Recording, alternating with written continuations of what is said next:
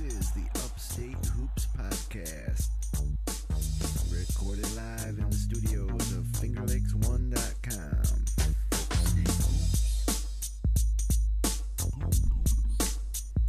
Let's tip it off. Welcome, Finger Lakes basketball fans, to yet another edition of the Upstate Hoops Podcast. It's Thursday, February 7th, 2013.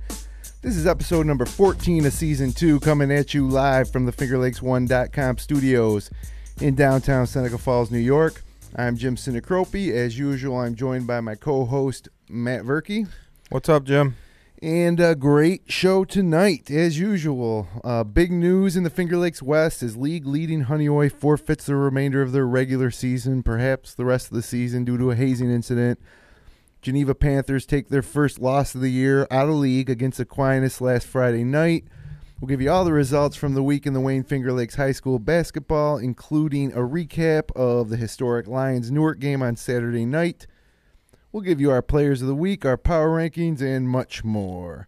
Tonight's show is brought to you by Madej, Maris, and Ricky, your hometown personal injury attorneys. If you've been injured and deserve compensation, call the Finger Lakes Personal Injury Hotline at 315-568-0911. And also by Generations Bank.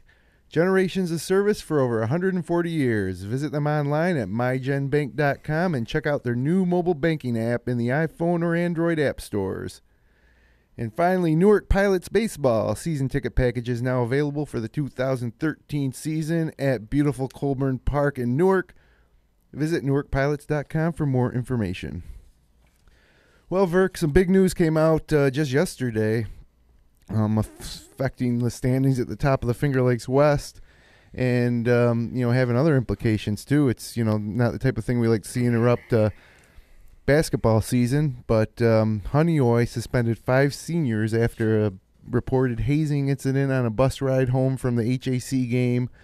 Head coach Jim Parshall, the JV coach, resigned, and no senior night for Ben Kratzley and the other seniors, and looks like no shot at a sectional title this year. Yeah, I don't know that they've officially said they weren't going to go into sectionals this year, but obviously a huge disappointment for the entire team. The fact that all these kids miss out on their senior night. On top of that, they're 5 days out of school. It seemed a bit heavy-handed. Obviously we talked about we don't know all the details, yeah. But obviously the kids shouldn't have done what they did do, and apparently the coaches kind of allowed it to happen, and it didn't seem like the JV players were upset about it. From what we know, we don't know all the details. We were younger. It does seem like it was a bit heavy-handed, and to take away these guys, especially at Ben Kratzley,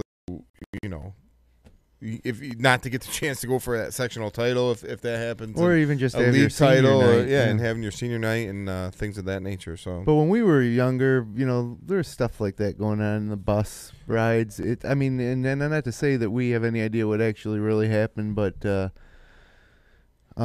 it just seemed a little severe. I would have said, from the sounds of it, wedgies or noogies, that type of thing. 1 game suspension maybe, but the fact that the coaches resigned and it just seems so much more serious. But as the superintendent of the Honeoye School District said, they take it seriously. They take any hazing seriously, and it's a violation of the district's code of conduct. Yeah, it obviously they deserve to be punished, and they were severely. It just seems a bit much, and it's hard to talk about it not knowing the exact details and things like that, but it's unfortunate.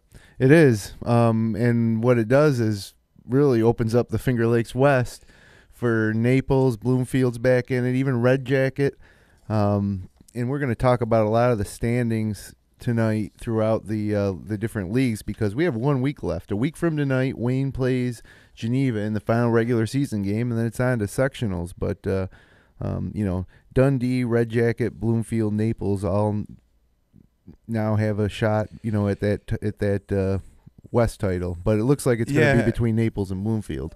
Well, yeah, and 7-2, 6-3.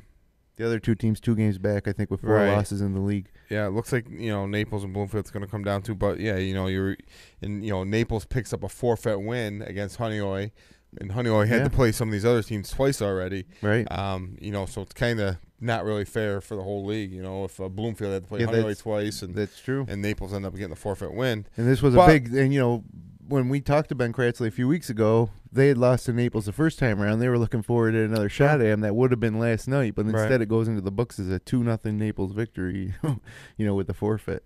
Yeah, I mean, it has effects, and Naples' sectional points, and it really, it's kind of affects the whole league and where maybe your seed's going to be and things like that. And obviously, if Honeoye goes on to play in sectionals, it's going to drop them way down because they're going to lose 4 or 5 games here in a row by forfeit. So we'll see how it plays out.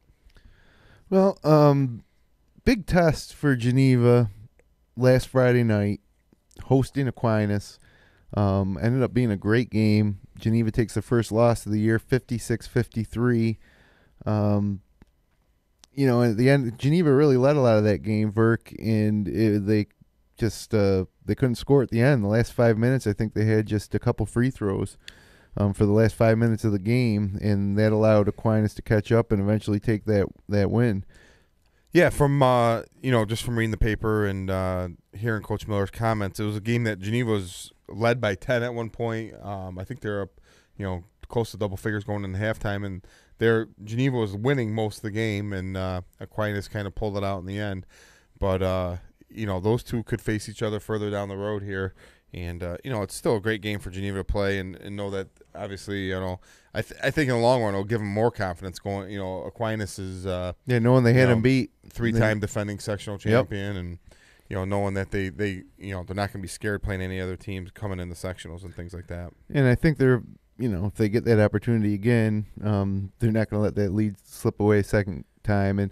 And Coach Brian Miller actually had a nice quote in the Finger Lakes Times. He said, "I'm smiling because the guys weren't really down. They're upset the way we played, but they're not down." And he says, "I think that says a lot." So, I think he's got a confident team. I think he's got great chemistry. The roster's back to full strength. He hasn't had a full strength roster at points throughout the season. And, they're looking to shore up a Finger Lakes East title and move into sectionals with potentially just 1 loss. Yeah, we talked about it last week with Wayne losing to Newark. I kind of, gave Geneva a 2-game lead in the Finger Lakes East. But, right now, Geneva's a 2 seed in Class A, and Aquinas is the 3. Got Charlotte the 1, and Wayne's a 4. So, Aquinas and Geneva are looking at a semifinal matchup, which, will be a great replay of that game. Now, it's not a total walk for Geneva to close out the Finger Lakes East. They have to play Newark at home, and then, of course, they have Wayne. So they could potentially lose those 2 games, which if Wayne won out, would put them in a tie. Right. So they'd split it. But with a win against Newark, the Geneva will clinch it. Sure. And that game, I believe, would be on Thursday or Tuesday night. So that'd be next Tuesday. Geneva also plays Mid Lakes at Mid Lakes on Friday night. So yeah, this is it. Final week. Yep. Now we were really excited and looking forward to that Lions Newark game on Saturday night that we webcast. You and Brendan Harrington had the call, and it was a great atmosphere. Great night for high school basketball. The game maybe was a little bit anticlimactic. It seemed like Newark got control early and kind of just never let Lions make that run. Yeah, I think it was, Lions was always in striking distance till, the latter half of the fourth quarter, I thought. Yeah. But they were just never able to get anything going. They didn't really have a great night shooting the ball. Veter hit 3 threes, and those, they hit a couple other threes. But in general, I thought the key to the game was, and we talked about it a lot during the webcast, was that Newark's man-to-man defense was suffocating. Lions really wasn't able to get good looks a lot, and Newark's got some great athletes, and they really matched up with Lions, or maybe a little bit more bigger and physical than some of the Lions kids. And I thought defensively, I thought Lions did a pretty good job. They held Newark to 64 points. They just had a lot of trouble scoring the ball. And and it was credit to Newark's defense. These guys, Rosser, Micah Wright, Ron Derek Morris, they're quick and they're staying in front of you. David Stone, and a guy who is just really impressive to me is Anthony Lombardi. He only had 12 points in that game, but again, he just seems to, for a guy his size, you look at the guy and you don't think you're gonna have a guy you have to worry too much about. And then next thing you know, he's handling the ball in the open court. He's finding players. He's rebounding. He's getting and ones. He's stepping out and hitting threes. He's I was shocked at the stats that he only had like 13 3-pointers for the year since we saw him hit 6 against Minders. That's right. But I came away really impressed. I thought Tyler Collins, their sophomore point guard, had a great game. We kind of thought he was, he seemed to always be around the ball, came up, hit some big shots. Oh, yeah, he was everywhere. He only ended up with, 10 points. But 7 to 10 free throws, which is pretty big, too. A lot of steals, a lot of rebounds. I thought their whole team, they're very balanced. Deep. Ron Derek Morris, Jamie Rosser came off the bench for 15 points. They got a lot of scores and a lot of similar parts, a lot of interchangeable parts. And, they don't have great size, but they got good size throughout, 2 through 4, 2 through 5. They're pretty decent-sized kids and athletic. And then, Collins is smaller, but he has the nose for the ball. And, the way they're playing now, they're capable of big things. And they not that they have an easy bracket, but, there's only 2 teams with a winning record in Class B1 right now. It's Batavia, who's going to be the number 1 seed, it's 13-2. Newark is 11-4, pretty much a lock for the 2 seed. So those two seem to be on a collision course in Class B1 to meet in the sectional final. And you can go back to the earlier in the year when Newark lost to Penn Yan. If they were playing the way they were now, they might not have lost that game. They lose a game to Minders in overtime that they could have won, and so you can see that this team potentially could have challenged Geneva, and it's going to be really interesting to see. How Geneva handles them, whether or not that does have league title implications. Yeah. That's going to be a great test for Newark. And I was kind of shocked, not to jump ahead, but, Newark came off some big wins here over Wayne, Lions, and then they kind of struggled at Palmac in a game that was tied with, less than a minute to go. And it's a Palmac team who's kind of been – barely beat Waterloo a couple of days ago. Who's kind of been struggling a little bit lately. And, I was a little shocked at that outcome, but Newark was able to pull that off, and Newark still has to play Geneva and Minders to end the season here. So, they're on a roll now, but that can be turned around on pretty quickly with some of the competition they got coming up. Yeah, and thinking about trying to kind of handicap Newark earlier in the year, some of the things that we didn't really anticipate until we saw them play a few times was how athletic that backcourt is. We always like to talk about the best backcourts. Wayne has a great backcourt. Geneva has a great backcourt. Minders has a great senior backcourt. And, even Mid-Lakes with Jones and Norris. And then really Newark's backcourt didn't come to mind. Maybe that's because Ron Derek Morris is a sophomore. Tyler Collins is coming off the bench. But, that threesome of Micah Wright, Ron Derek Morris, and Tyler Collins is tough to beat. Tough to beat. So and looking back at the Aquinas Geneva game too, one thing that stuck out was Aquinas was able to hold Sweeney down. I don't think he hit double figures that game. Nope. And that obviously is a big key to stopping Geneva when you can hold him to single digits. Yeah, and congratulations to Shane Sweeney. Just yesterday, he signed his national letter of intent to attend University of Albany playing football. Yeah, he gets a 3-quarter scholarship, and I think that's going to be a great spot for him. And Albany's joining, I believe it's the Colonial League in football. It's a good league. I'm not sure if it's called the Colonial. It's William Mary's league, and it's a great 1AA football league. James Madison, Villanova. They're always very competitive. They've had a couple national champions come out of there, so maybe I'll make the trip down to William Mary and watch him play one of these times. Yeah, we'll definitely follow Shane on the football field next fall. But for now, we're going to step aside and hear from our sponsors. And when we come back, we're going to have a look at all the action this week, our players of the week, and our power rankings. So we'll see you on the other side. Attention Finger Lakes residents. Have you been injured and deserve compensation? Call Madej, Maris, and Ricky, your hometown personal injury attorneys. Your case deserves personal attention. At Midday, Maris, and Ricky, they know you by name, not just a number on a folder. Call the Finger Lakes Personal Injury Hotline at 315-568-0911. That's 315-568-0911. Midday, Maris, and Ricky, your hometown personal injury attorneys. The Newark Pilots. See tomorrow's Major League stars today. For more information, go to newarkpilots.com. The most valuable things are always passed down from generation to generation. It's true for your family, and it's true for our bank. For more than 140 years at Generations Bank, we've greeted you by name, planned with you for the future, and stood by you when you needed a hand. It's what we do, and what we'll continue to do for generations into the future.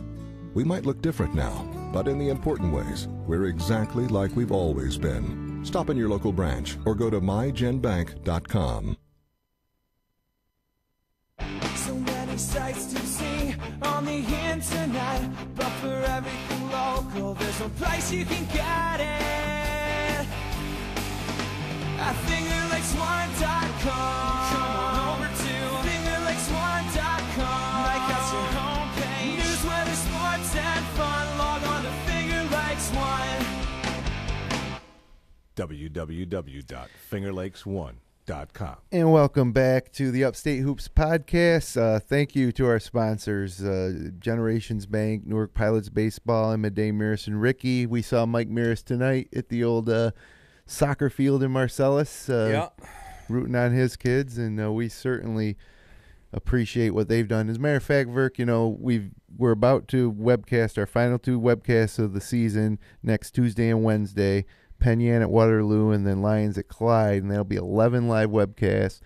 We are doing, between this and the Upstate Orange podcast, we're going to end up with about 30 or so podcast episodes, and we get a lot of good feedback from players, family, relatives, coaches, and just the general public on what we've been doing with these podcasts and the live webcasts, and it's certainly the main people who made it possible initially and had kind of sponsored us going back to last year even, was Mike and Steve over at Midday, Maris, and Ricky. Yeah, obviously without them, none of this would be possible because we wouldn't really have any equipment or anything really. So, they've been great sponsors. And Steve, Ricky is actually turning 40. He's skiing up in Quebec right now, or on his way up there, I believe, so to celebrate his 40th birthday. And, I think, we really upped it from what did we do, 3 webcasts last year to 11, so a little busier winter for us.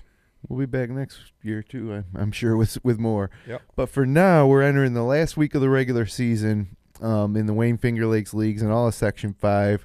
And tonight we're going to go through league by league with the results from the past week and kind of see where the standings have us, at the moment. In the Finger Lakes East, Minders handled Marcus Whitman on Friday, 72-43 at Arthur L. Baker. Brandon Pasalacqua, triple-double, 22 points, 10 assists, 12 rebounds. Great to see him and the Blue Devils playing better as we head towards sectionals. Luke Ruddy, 12.6 rebounds. Connor Miller, 11.7 rebounds. Yeah, that's kind of the outcome we expect. Marcus Whitman going to Minders. Marcus Whitman came in 2-12, and Minders really just took care of business in that game and really had a kind of a tough stretch there playing Newark and Wayne, or Newark, Wayne, Geneva, kind of 3 out of 4 games. And nice it just happened to coincide with when maybe they weren't playing their best too, which it doesn't help. It was a little concerning in the way they got beat by Wayne and Geneva. I thought, the first round they kind of played them tighter. Then the second time around, the games were 20-point games, and especially the Wayne game, they just really didn't play well. So it's really nice to see Brandon get, back on track with a triple-double, which, doesn't happen very often in high school, obviously. For Brandon, who's, 5'7", to get, double figures in rebounds. And, he's always up there in assists, and, the points are usually in double figures also, but the rebounding is what really impressed me in that game. And then on a Tuesday night, it was the old crosstown rivalry. Waterloo visited Minders. Minders win 69-40 behind 10 points, 8 assists from Pasalacqua, 12.7 rebounds from Connor Miller, and then it was Luke Ruddy with a big night, 24 points and 12 boards. Yeah, I actually went to that game, and Waterloo's really young and not very big. So Luke and Connor really had their way inside, I thought. And it was senior night in Minders, so Luke actually didn't even start the game, but he came in. And it was a great night for Minders. They really played well, and they caused a lot of turnovers. And Waterloo probably didn't have one of their better games as of late, but I think Waterloo's starting 2 freshmen and a sophomore. Yeah. So they're building towards the future, and I think they got some pieces there. Next year I think they're going to be a little bit more competitive, but the year after I think look for them to get back up towards the top of the league maybe. They got some young kids. Nick Stenberg. Yeah, was the freshman you're talking about. Yeah, he's been playing good. And he's had a couple. He had a 21-point game the other night. He had 12 against Minders, and he seems to be in the right spot at the right time. He's got a lot of stuff he can work on. He's not a pure shooter. He's not quick off the dribble necessarily, but he does a lot of things good. You know what I mean? And for a freshman, especially for a freshman playing varsity basketball. And then they got a Mateo, who's another guard who's starting on varsity, and Jones kid who's a sophomore. So they got a good nucleus there if they're able to He's work a together. shooter. Sophomore Jones, he's a shooter. Yep. He had a nice game against Geneva game, I think you guys did. So we got Minders basically at 9-4 in the league, and we talked about Newark earlier. They also played at Mid Lakes on Friday. They played Friday, Saturday, Tuesday this week. Beat Mid Lakes 73-34. Lombardi had 15 in that one. Then Newark went on Tuesday night to, as you mentioned, beat Palmac in Palmac by only 4. Thanks in large part to a couple of game-clinching free throws with 5 seconds left from Jamie Rosser. So he's been a big difference too between the beginning of the year and now is his play. Yeah, he likes to come off the bench, and he's like instant offense off the bench for them. He'd start for probably every other. I think he could probably start for Newark, but I think he prefers to come off the bench. Mm-hmm. And he's what a weapon to have off your bench. And 15 more from Lombardi and 13 from the sophomore Ron Derek Morris. So that Newark is also at 9-4, tied with Minders. In what is essentially third and fourth place right now. Palmac beat Waterloo on Friday night. That was a game Nick Stenberg had 21. The loss that game was at Waterloo. And Palmac at 5-9 isn't really, obviously not figured into the title. And really the only 2 teams that are Geneva and Wayne right now. Wayne went to Penn Yan and beat them 56-43 in what I thought would be a nice test for Wayne. That was Friday night. Trey Lamore had 19. Bradley Voigt had 16 for the Mustangs. And we're going to see Penn Yan on Tuesday night in Waterloo. Penn Yan also played Geneva, so tough week for Penn Yan having to play the top 2 teams in the league. They traveled to Geneva, lost 65-52. So, again, a pair of 13-point losses against 2 of the better teams in the Wayne Finger Lakes leagues. Yeah, Penn Yan has some nice pieces. James Burdett, he's a big guy for them. He also steps out and shoots the 3-pointer. They're 7-8, but it doesn't seem like they ever get really blown out by anybody. And they do have the big win over Newark this year. And there's somebody who might make a little bit of noise in sectionals also, and. They might actually play Newark in the semis, and the team they beat early in the year. So yeah, that could be interesting. And the only other game in the East this week was Mid Lakes traveled to Marcus Whitman and lost in overtime, 65-60, evening up both of those teams' records at 3-12. Mason Jones had 30 points, including 8 3-pointers for the Screaming Eagles, and for Marcus Whitman. It was Merritt Bailey with 9, and he also made a 2-pointer and got fouled to help force overtime. And congratulations there to Marcus Whitman on that win. So you got Geneva at first at 13-0, Wayne 11-2 in second, Minders and Newark 9-4 each, and Penn Yan at 7-7. So we mentioned, Newark's going to have to play, Geneva's going to have to play Newark and then Wayne. So if Newark can pull that upset, Wayne essentially plays Geneva for a share of the title, and that's how it's shaken out in the East. And, if you're Minders and Newark, I think they play one more time, don't they, Bert? Yeah, they end the season against each other, I believe. So they're going to break that tie. And, certainly, especially, Minders could sneak back into second place, or Newark. Yeah. If Wayne loses that game to Geneva. Somebody else will have to beat Wayne, too, though, but. Yeah, imagine it. Well, yeah, you're right. They're 2 games back in there. Newark could beat Geneva. I don't know. Interesting week in the East, though. But certainly Geneva controls their own destiny. Moving out to the West, Verk, as we talked about at the top of the show, Honeoye having to forfeit the remainder of the regular season games. At least that's what it looks like. So what we may have seen on Thursday night was Ben Cratsley's last game. Yeah, he had a way to go out, 29 points, 8 assists. Yep. I'm sure he'd like to, lace up those sneakers one more time and, at least give those guys a shot in sectionals and see what they can do, hopefully. But we'll see what they decide to do. They don't have a coach either, apparently, because he resigned. Right. Yeah, that's the thing. So I'm not sure if ever playing again this year is going to happen, but we'll see how it plays out. 11-4 was the record, at the time of the suspension. So, they forfeited to Honeoye on Wednesday night, so that would drop them to 11-5. And if they continue to forfeit, they're going to drop out of the top of these the Finger Lakes West standings, obviously. So that leaves it open for Naples, Bloomfield, and Dundee, and Red Jacket too. Naples currently, has a 2-game lead on Dundee and Red Jacket and a 1-game lead on Bloomfield. So Bloomfield played a couple out-of-league games this week, beating School of the Arts and then losing to Hornell at home. Hornell's a pretty good club. At 13-1 and generally pretty strong in football and basketball every year. Mm-hmm. Sean Fitzgerald had 23 first-half points against School of the Arts, though, on Thursday, 29 total, 16 in that loss to Hornell. Naples was in action only once this week due to that forfeit. They hosted Romulus South Seneca, a rematch of one of our webcasts, and no problem for Naples, 72-33. Jake Ball had 13, CJ Kobus had 13. And then Dundee is kind of coming back from the dead here a little bit. They beat North Rose Wolcott on Friday. North Rose had to make the long drive to Dundee, 60-50. The Scots win behind 15 from Cole Hartman. For North Rose Wolcott, Chris Dean had 10, Jake Stevenson had 13. And then Dundee also hosted Harley Allendale Columbia on Wednesday. And Justin Brace had 24 for the Scots that game. And John Huber had 17 for Les Miller's squad as they won 69-58. Now, Red Jackets, the other team I mentioned, kind of with a shot. They also traveled to face Romulus South Seneca and came out with a 77-45 win. Mike Giaconia, 14 points, 9 rebounds, 7 blocks, and Dominic Vasquez with 13. For Romulus South Seneca, Harry Hyde had 9, Alex Porter had 11, and Sam Dickinson had 15. And so that's how it stands, Verk, in the West. Honeoye is at 8-2 after that forfeit, but they're just going to continue to accumulate losses next week.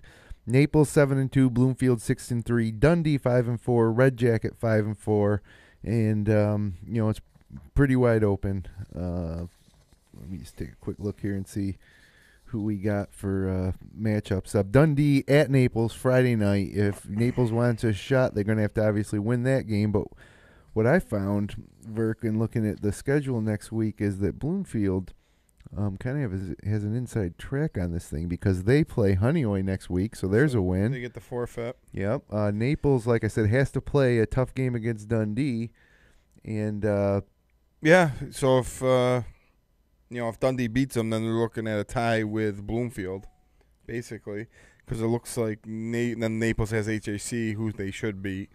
So that Bloomfield game's a big one.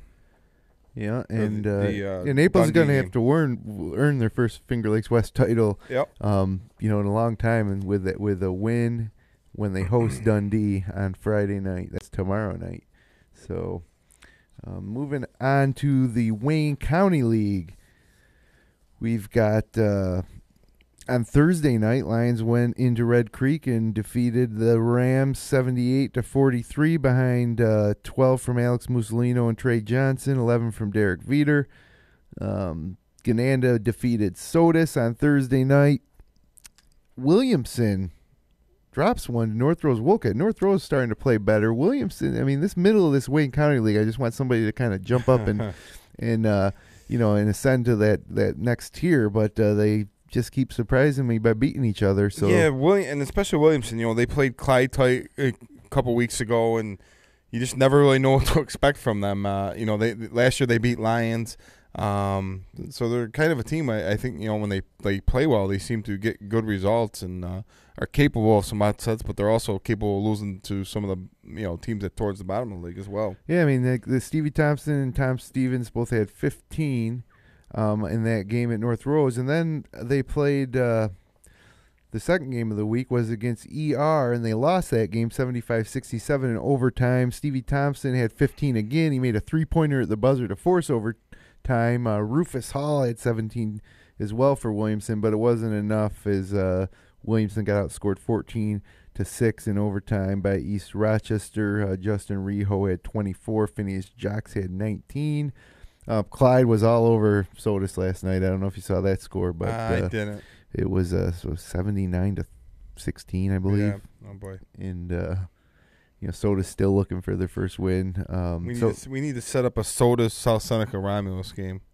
They should, Just get one of these guys a win.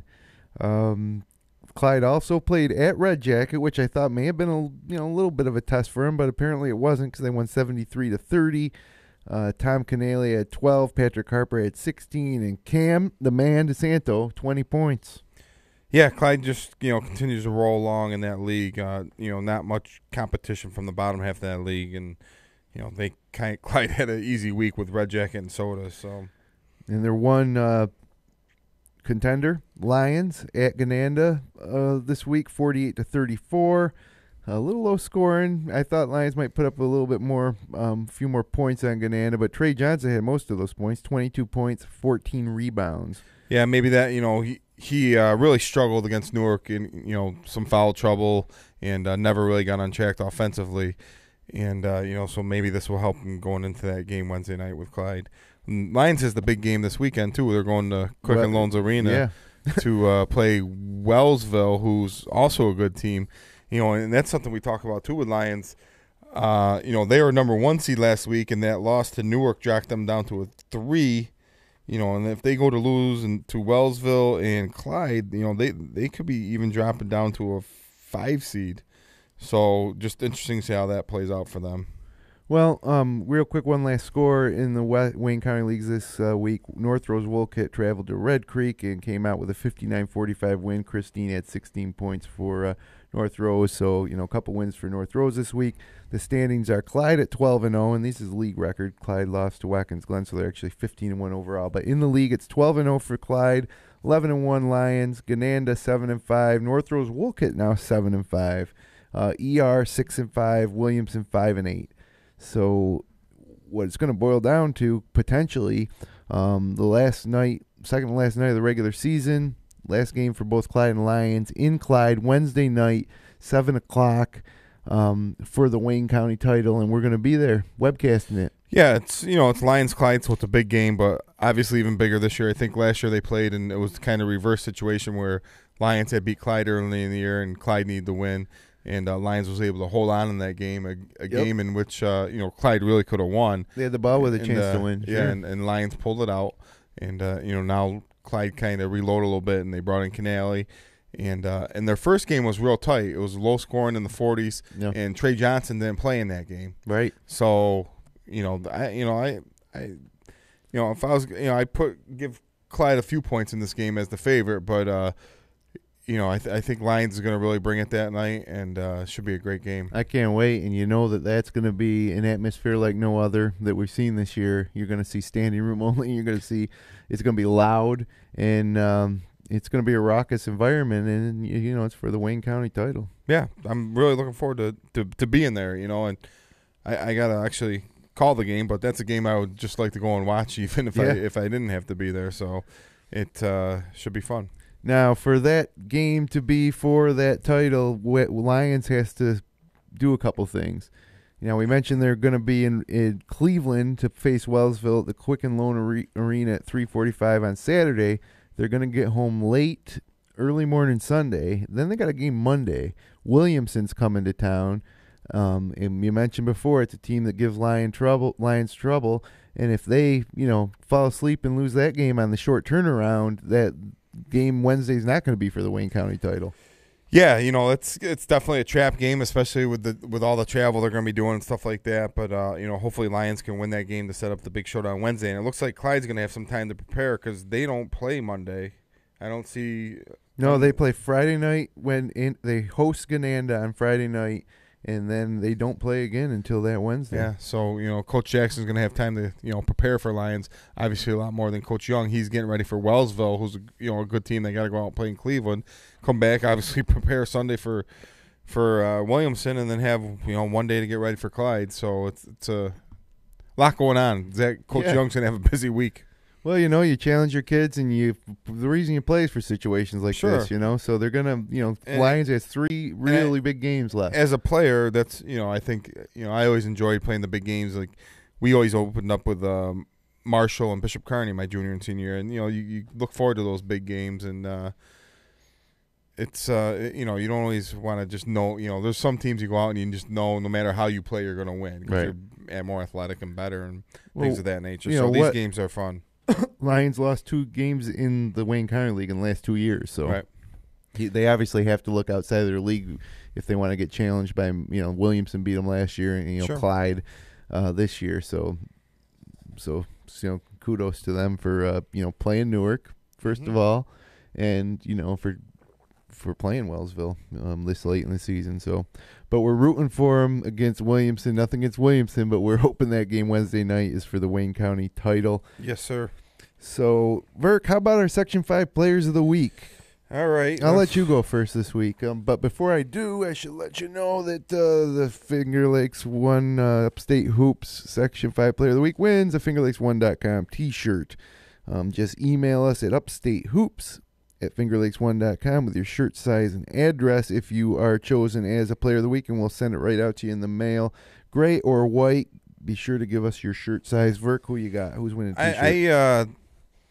It seems like some of the same players keep having big weeks over and over, but I took Sean Fitzgerald Bloomfield. For Bloomfield. He had 29 points against School of the Arts, 23 in the first half, and then against a tough Hornell team that they played pretty decent. They only lost by 14. He scored 16 of their 37 points. So my Section 5 Player of the Week is Sean Fitzgerald.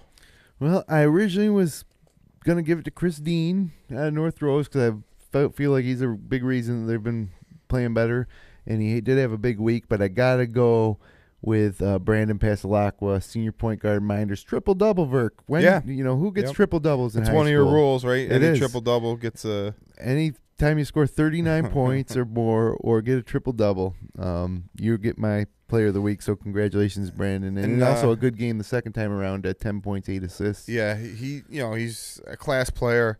He's probably been a part of more Minders basketball wins than anybody. Maybe. When you think about the career he has, he was undefeated in the league as a freshman, sophomore, and junior.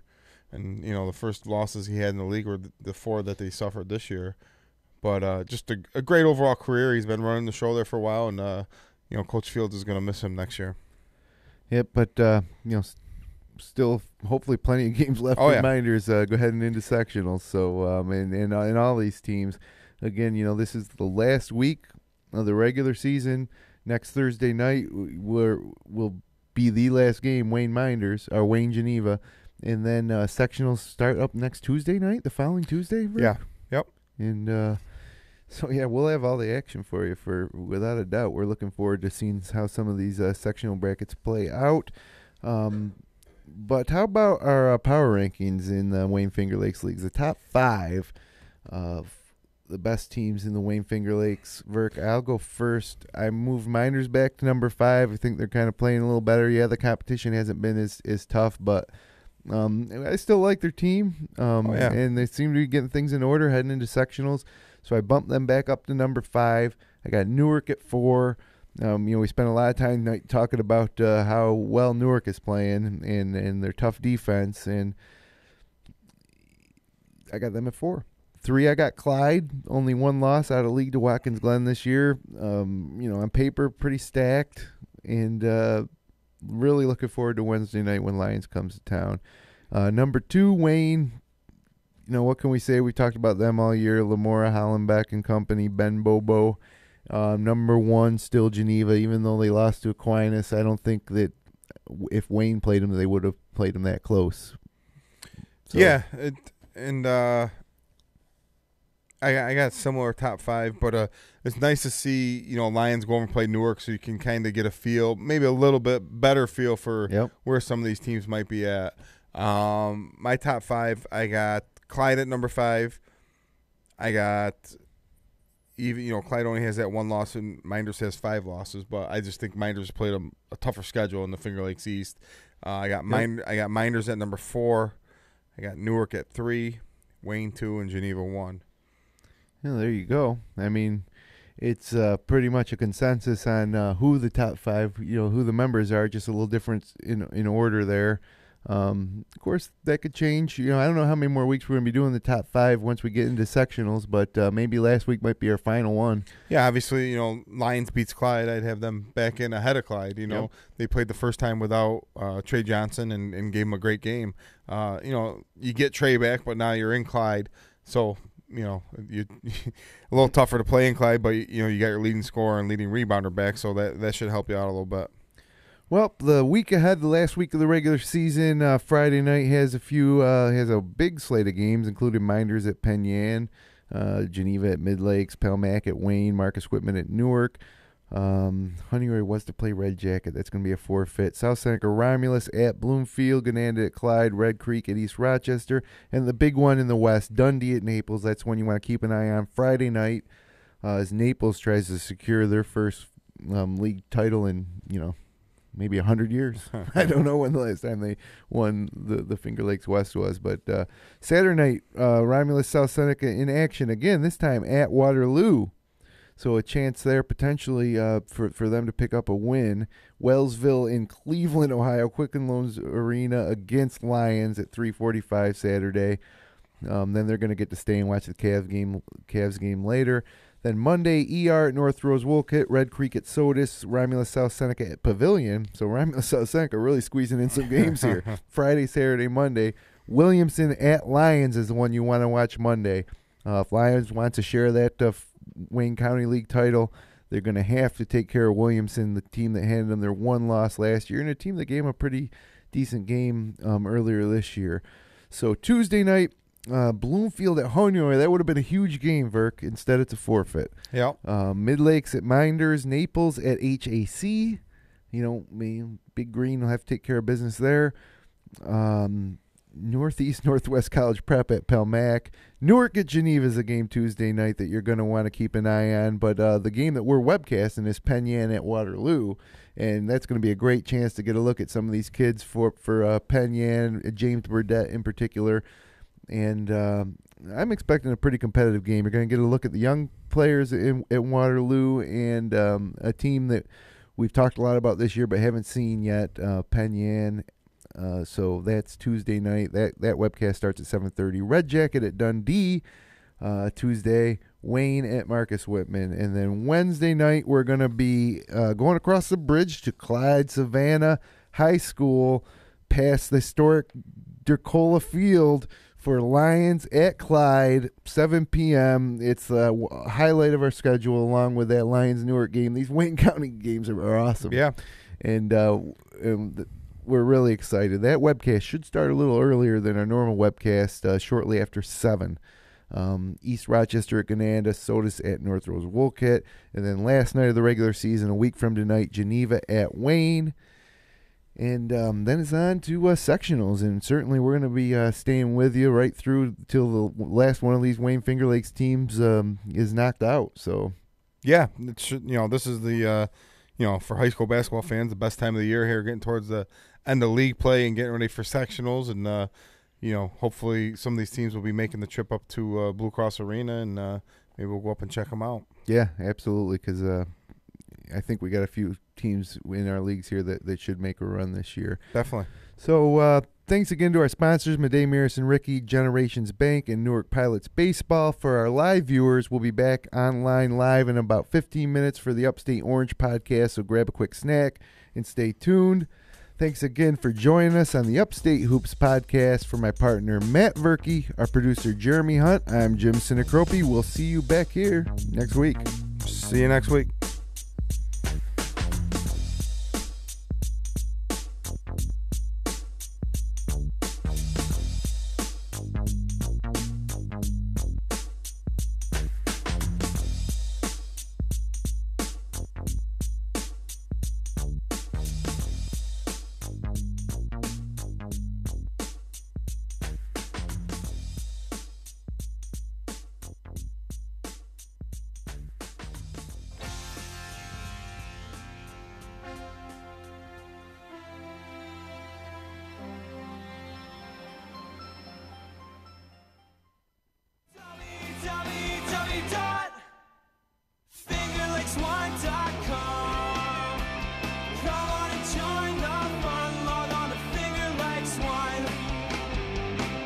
www.fingerlakes1.com.